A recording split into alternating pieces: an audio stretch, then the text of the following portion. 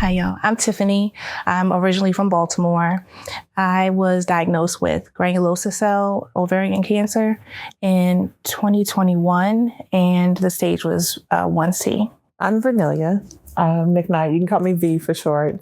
I'm originally from Memphis, Tennessee, but I reside in Oklahoma City. Diagnosed January 2nd, 2019 with stage 1C. Endometrial ovarian cancer. I am Camille, or Cammy. I'm originally from Metro Detroit, Michigan. I was 16 when I was diagnosed, and I was diagnosed with stage 1C. I'm Kristen. I'm from Norfolk, Virginia. I currently reside in Baltimore. I was diagnosed in September of 2019, and I was stage 2B. I had never heard of ovarian cancer. I was really confused, really shocked. At that time, I was the second person in my family ever on both sides to have had cancer. The first one was in the 60s or 70s. So we were just very wait a second, what is going on? My family went into panic mode, severe panic mode, which didn't really allow me to. And so it was this juxtaposition of me crumbling on the inside and being very confused. And then me also trying to hold it together on the outside because my family, their baby had just been diagnosed with cancer. So it was a lot of things. And it just being in high school too. I went from this cheerleader and I just knew what my life was going to be like. And it was yeah, no girl, you have cancer. Things are about to get real. So it was a lot of shock, a lot of emotions, but primarily shock. Well, I was devastated. I was really focused on for year 2019 to get pregnant. And so just having that phone call on January 2nd saying, hey, Happy New Year, you have cancer. It didn't really work out like I was intended it to. So called you? Yes. Hey, girl. Yes. Wow. The doctor called me. Hey, Happy New Year, Mrs. McKnight. And yeah, I'm sorry to tell you have cancer. Just like that. And I was like, wait, what? And I was already sitting down because I was recovering from surgery. And so it's a backstory to all of that. But just discovering my own cysts and then having that removed. So it wasn't anticipating that I had cancer. So yeah, but he pretty much said, with ovarian, it moves progressively. And so that's why I'm calling you on this day instead of waiting. But it was devastating. The first thing I did was call my mom and I was crying hysterically. And she just said, where's your faith? You just need to stop and just think for a minute and you're going to beat this. So that's where it started. With my family, yeah. That's intense. It makes me get teary-eyed. Excuse me. I had surgery. I was in Massachusetts, serving in the Army, and I had a lot of symptoms and whatnot that came up before the surgery. But I remember afterwards, it was my 2-week follow-up appointment after the surgery. And I came in and my doctor said, so you have cancer and you need to have a hysterectomy. And I was just in shock. I didn't hear anything else she said. My eyes turned bloodshot red. And then she said, yeah, so we're going to schedule you with an oncologist. And they're right upstairs. And that was pretty much it. I didn't know what to think. I just kept thinking about, but I want to be a mom. I lived my life the way that I did so I could be a mom. But I wanted to be a wife first. So I was just devastated and I didn't know who to tell or how to tell them. I remember, you're stationed in a state where you don't know anyone. You're not really familiar with the doctors there or how they operate. And I was also really concerned about being a Black woman in this state and making sure that I received the right care. Because it felt like I just had to keep fighting through to get people to listen and believe me. And so I was scared, and I thought, this is it. Because my life, with my career and everything. So just a lot of fear, I think, initially. Yeah, that's what it was for me. What about you? I would say for me, it was numbing. I remember after leaving the oncologist's office, I drove off into this random neighborhood because I could barely function. I was like in this frozen state, and I made the call to my mother, and I just sat and I just tried to process everything. But even prior to that, I would say I'm kind of grateful in terms of how I was able to gain some foresight. Although the way in which I was pretty much informed or got a clue as to what was going to happen was my gynecologist. She prematurely spilled the beans, as she phrased it. We had a follow-up appointment, a general appointment scheduled early one Wednesday morning.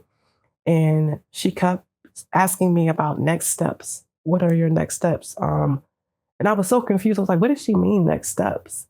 Well, unbeknownst to me, she had gotten my results from my scans, and the oncologist was supposed to give me that news. It should never come from your gynecologist.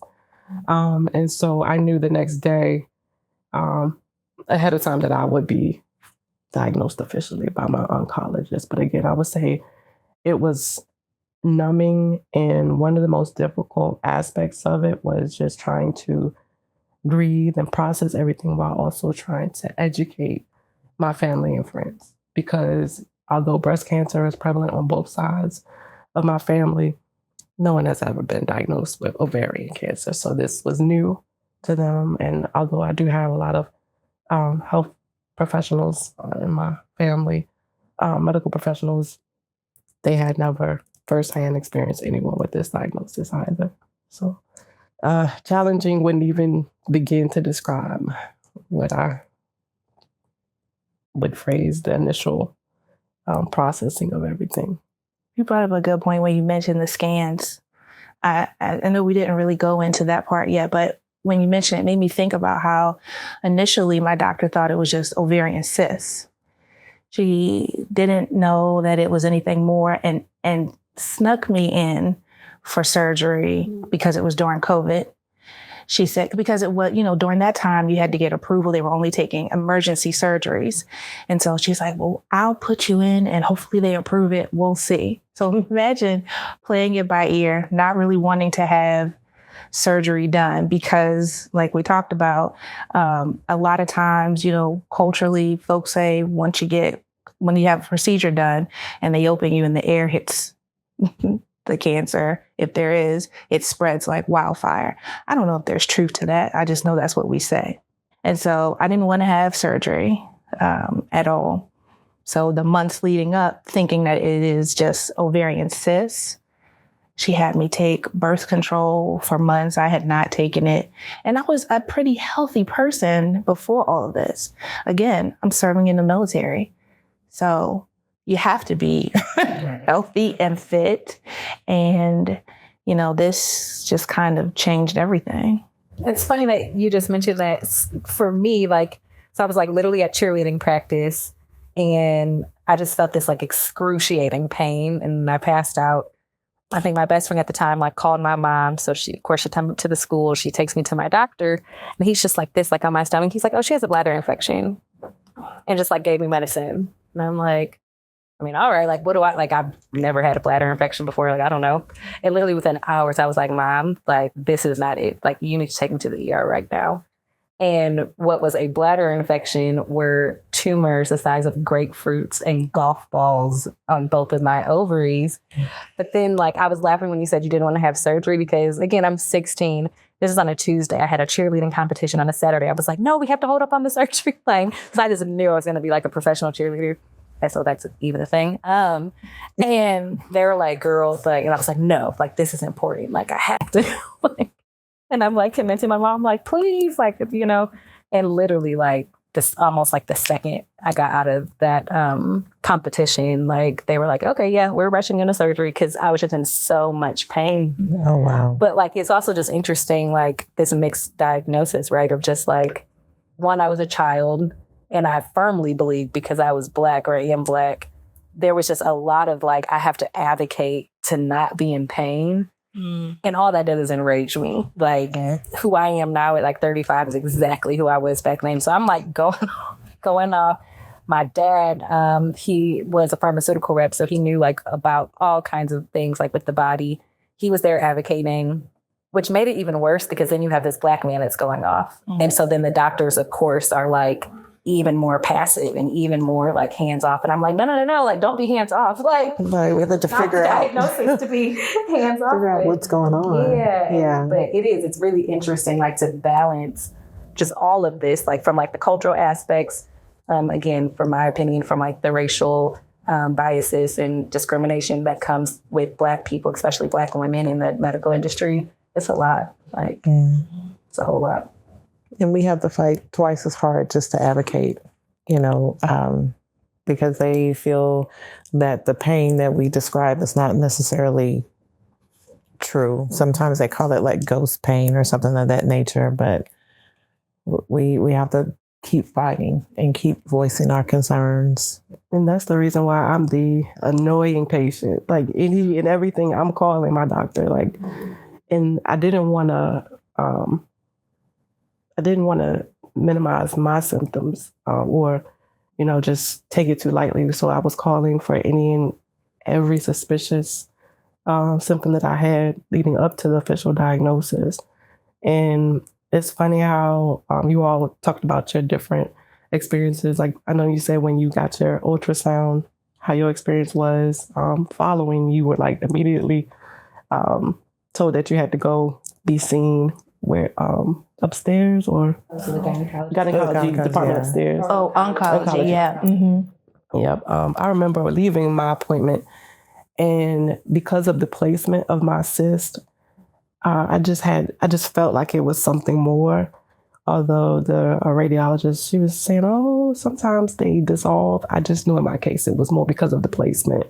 So as bad as I wanted to believe what she had said, I just knew. And I think we do need to definitely listen to ourselves and listen to our bodies and that small, still voice, because we can see all of the medical professionals in the world, but no one knows our bodies like we do. So don't discredit that ever. That's the tricky part, I think, about this as well, the symptoms. How, you know, I've heard different things from different people. For me, serving in the military, I started gaining weight. That works against you, you know, so you think. I started gaining weight, and I had some spotting that I never normally ever had before, and lots of fatigue. So I started thinking I was just lazy and I need to work out more. But then the more that I work out, the more exhaustion I felt. And I just was so confused about what was happening. So I'm just beating myself up for months, thinking just all these horrible things and not knowing how to fix it. Because again, we thought it was ovarian cysts, and that's what I went with. Like you said, not heard about ovarian cancer before. Nobody ever talks about it. And I think later on, that's what pushed me to try to start sharing my story, like getting on social media and like, because I remember waking up in the middle of the night after my cancer came back and searching online, looking for people who look like us and information about this specific type of ovarian cancer. And I think that's the other part, having to talk to people and explain, like, there are different types of ovarian cancer. And thank you for going online and showing me all of the things that you hear about cancer and what helps cancer. I appreciate that, but also it doesn't work for me. Don't I also have WebMD. I don't appreciate that at all. You have to stop them, right? Because it gets too much. It's or they'll be like, oh, so-and-so died of it. And I'm like, oh. Right. That's not helpful at all. Thank you so much. Right. And how do you come back for that? Because it's a balance, trying to, I at some point I had to push people kind of away, and the barriers, the boundaries came up pretty heavy because it was too much. And when people are used to pulling on you, they're used to you pouring into them. I was like, this is finally a time, unfortunately, it's related to this, but a time where I'm able to say, you know what? I don't have it to give. I need to focus on me. Thank you for sharing your life with me. Not right now. And some people are receptive to that and others not at all. And that part I think was challenging, but you learn to adjust. You always have to put yourself on the list or the calendar first. Because I struggle with that too, always doing everything for everybody else. And then I'm later down the line, or I say, oh, I'll do it tomorrow, or I'll do it the next day. And then I never really get to me. So you do have to start off with you. Definitely. I will say, you mentioned about the symptoms earlier. Ovarian cancer is called the silent killer. And the reason being is because a lot of women are not diagnosed until the later stage 3 or 4. And typically it's in their later ages. And so we're all young ladies here. I'm going to include myself as a young lady. I don't know how old you guys are, but I just say that because I didn't have symptoms. And so one of the other symptoms that they talk about is the lower back pain. Well, we all go through our monthly cycle, right? And so that comes along every 30 days. So you don't think anything about that. And then also your appetite, if you're not hungry as much, or you're automatically full after just a few bites. And so these symptoms kind of go along with other things that we go through on a monthly basis. So it wouldn't make the connection for us. And then when you tell your doctors, it's like, oh, no, you're just stressed, are you feeling overworked? Those type of things. They don't really think about the cancer part. And then we won't even go into, there's not a screening tool for us, right? At all. Right. And that's really why we need to just hone in on what symptoms are there, and to not take it lightly, not take it for granted, and to be that advocate for yourself, and always be open to getting a second opinion, because there is no preliminary testing. So if you notice something is off, say something, kind of like that quote, if you see something, say something, it can be daunting advocating for yourself. I can't even begin to count how many doctor's appointments I had with my PCP and my gynecologist leading up to my official diagnosis. But I too experienced the fatigue, ambulating 10 to 15 steps, and I'm winded to the point where I'm like having to take a pause at the top of the steps. I'm like, wait a minute, I'm in my early 30s. Why am I so tired, so winded? So that was a red flag for me, along with the bloating. And when I started noticing this tension in my lower abdominal region, I was like, something's off. Something's off. And this is more than just me eating a muffin or cooking too many. It was just kind of like, again, keying into those small changes, those subtle changes that were not so subtle to me because they were new, they were different. In the next episode, we dive deeper into the personal journeys of each woman as they navigate their diagnosis and begin their fight.